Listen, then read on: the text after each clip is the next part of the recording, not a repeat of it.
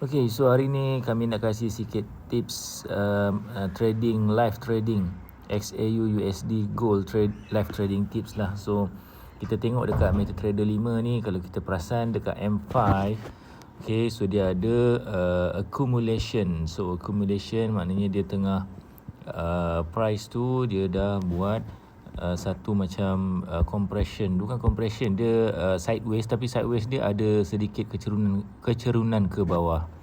So bila dia dah buat sideways ni, gold sekarang ni dia dah break dekat area sini. Okay, so dia dah break dekat area sini. So kalau kita perasan, kita tengok sebelah kiri ni kat mana key level dia. Nombor satu, kita boleh tengok dekat puncak atas ni adalah key level. Okay, so dekat sini pula kita nampak ni ada satu drop base drop. Okay, bila dah drop base drop ni pecah, so rasa macam pecah saja drop base drop ni. Kita tengok dekat puncak dia sini, ni adalah drop base drop.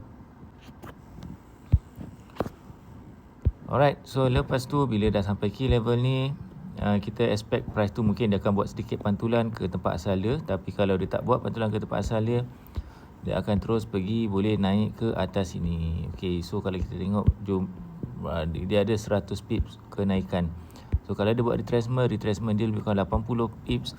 So kalau trade macam ni, apa kami akan buat? Kami akan buy limit. So buy limit letak dekat level rendah sedikit.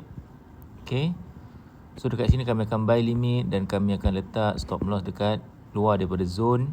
Okay, luar daripada zone, dan take profit kami cuba letak tinggi sikit. Okay, so ini adalah level take profit. So dia tak sampai kepada zone atas tu, tapi kita boleh letak dia sebagai take profit. Okay, so set kat sini. Okay, so kalau trade macam ni, inilah setup kami. Kami akan buy dekat level sini dan take profit kami dekat sini.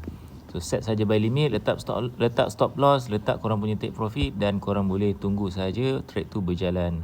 Kalau dia tak cecah level ni, dia tak akan trigger korang punya position tu. Okay, itu saja live trading tips untuk XAU US dollar. Kalau korang nak belajar lebih lanjut, boleh pergi dekat Telegram Prof Duit ni, ataupun tengok link dekat bio. Kami ada sediakan link tree. So pergi saja pada link tree ni, korang boleh daftar broker forex yang kami guna untuk kami trade setiap hari, dan boleh install app MetaTrader 5 ni. Dan step 3, follow saja Telegram Prof Duit untuk korang dapat signal forex trading, bila nak buy, bila nak sell.